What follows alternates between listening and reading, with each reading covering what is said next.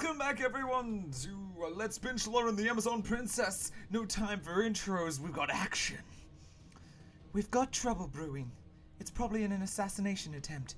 You should have woken me up before me. You wanted to earn my respect. Before he had a chance to respond, the glass of the window shattered as several thugs came piling inside. You have no business here! The thugs did not respond, and they reached for their weapons and they started to approach ominously. State your names!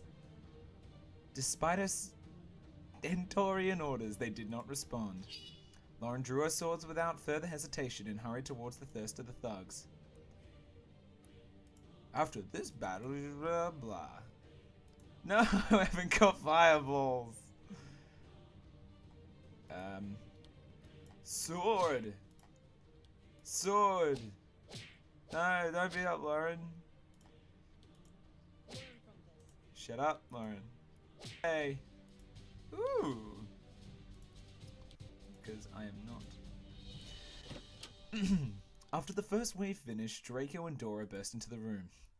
Princess Loren! Saren! What's all the ruckus? God damn, I said I would have it figured out, but that was a lie. We heard noises and came as quickly as we could. You're a bit late, actually. There wasn't enough time for their conversation to continue, though. A new group of enemies started to materialize before them. Their forms seemed to solidify before their very eyes. Saren tensed instinctively, knowing that there was sorcery at play.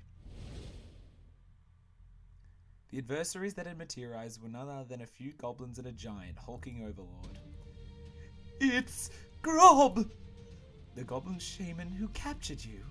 Yes! Be careful. His magic is very powerful. Not even one tree tall. Magic's magic. We can handle a few greenies by ourselves. There we go, that's out. Dora pulled a short bow and an arrow. Indeed. Ooh, we're going to fight Grob. Oh, I believe this is pretty obvious. Squishies in the back. I'm actually pretty close with her one. Fireball! What the? Healing! How could I have known?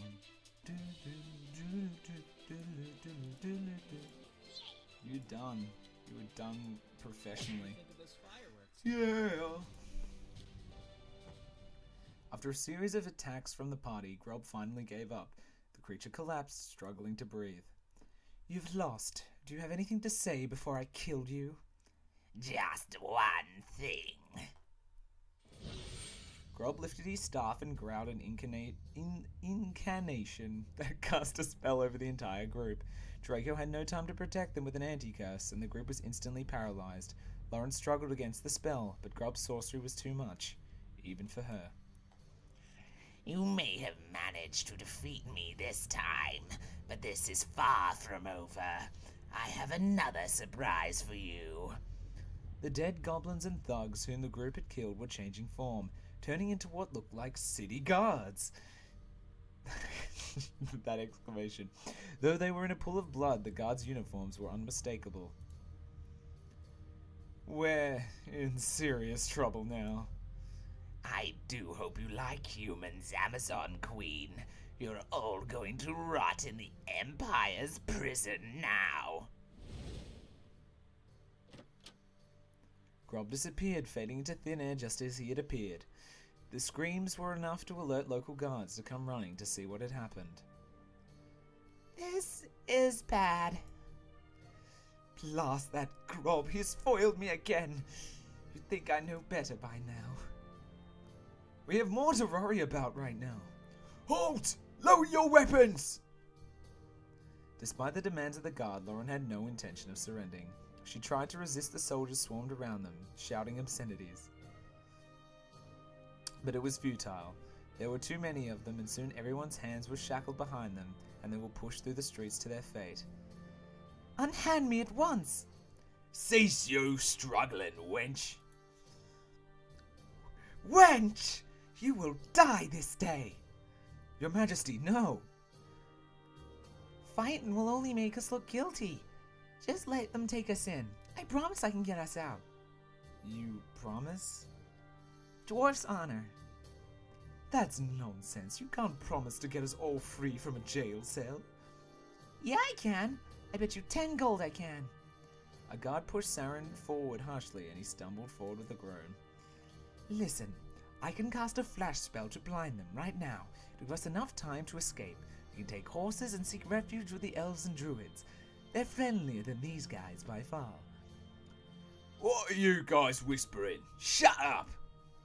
After the guard moved back to restraining Loren, Saren inched back to Draco and Dora. But the Empire? Oh, those guys. Pfft. Bunch of big meanies, really. They'll just enslave us, you know. No trial or anything. But we can escape right now with my magic. This was a key decision. While their journey was still in its early stages, the importance of this choice was unparalleled.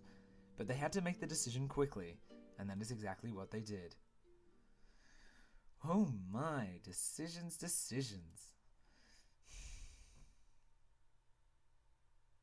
Draco's. Throwing caution to the wind, Loren hurriedly accepted Draco's plan. Ooh, flash. Through the fiery chaos that ensued, the group was able to escape the guards and get out of the city just as they had hoped. The group was silent and very somber after they made their escape. They knew very well that the gravity of this decision they had made that night could very well come back to haunt them. The Empire was a very dangerous enemy, but it was impossible to guess how greatly their mission would have been delayed if they'd been arrested. Be ready for anything. We're approaching the outskirts of the forest. And she means anything. We have no idea what's in there. I'm pretty sure it's just elves. They didn't slow their pace until they entered the forest. The trees seemed to grow larger the deeper they traveled inside, and soon signs of an exotic culture began to spring up. Carved bark, marked paths, old campfires, and abandoned tree houses.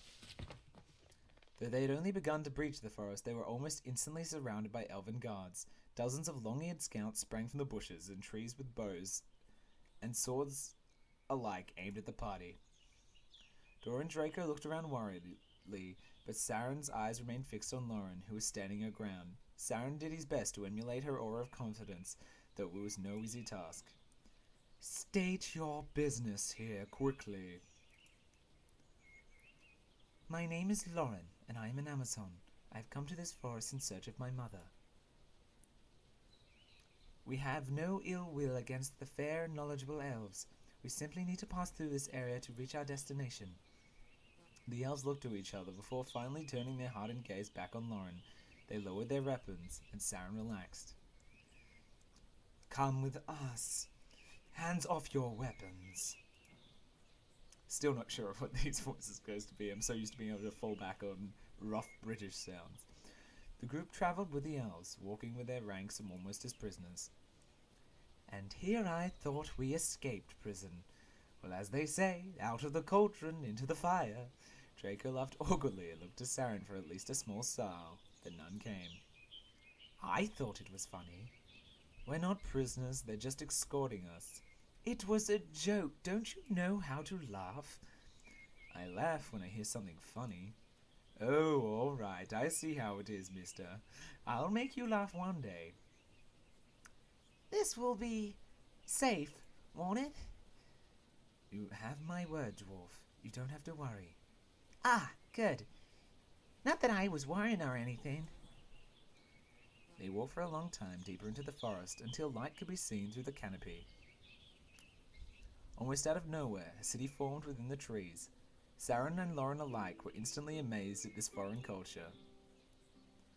They were ushered into the city quickly and approached by more elves. They claim to be on search for a missing person. An elf with a crossbow flicked his ponytail over his shoulder.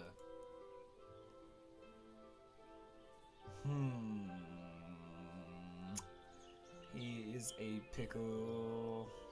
She can't fix that. She can fix that. Can't have these people wandering around the forest. Take them to her. Are you sure? Blame me if she gets mad. And there's the other switch. The elves moved to leave. The crossbow elf stopped to scowl at Saren. However, it made no sense to them, as there was no reason why he could earn his hate so quickly. They had barely met. Saren shrugged it off. You're about to meet a very important person, our elder druid. She has a power that she can help you. If you are to meet her, you must promise to show her great respect. Of course. We would be very grateful. Then follow us, but know that we are keeping an eye on you. They traveled to the edge of the forest again. They eventually came to the base of a giant oak tree that was hollowed out. Saren looked up in awe at the size of the tree as they got closer to it. Even the branches were impressively enormous. He couldn't recall seeing a tree of such size in quite a long time. Stop gawking. Right. Oh my. As they got closer, they caught sight of a graceful woman who looked entangled in the very vegetation that surrounded her.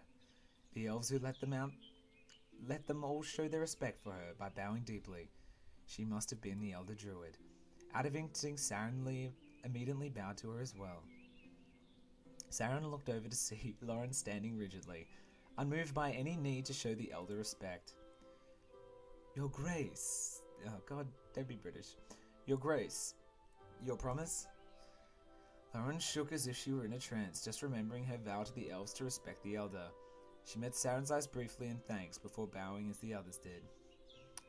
I suppose she's really beautiful, huh? Can't you keep it in your pants for a few seconds? Keep what in my pants? Yes, she is very, very beautiful. Loren looked over to Saren with surprise. Of course he would find such a woman attractive. She was not bothered by his forward attraction. The druid rose from her seat and almost seemed to glide towards them. The grass beneath her sprouted small flowers where she walked, as if she were Mother Nature herself. There was one thing that stood out to all of them, especially Loren, about this forest woman. Not only was she beautiful, but she didn't look old at all. Elder, we have found this group of travelers in the forest. They are seeking guidance. She smiled at them, and the party seemed to sigh in unison.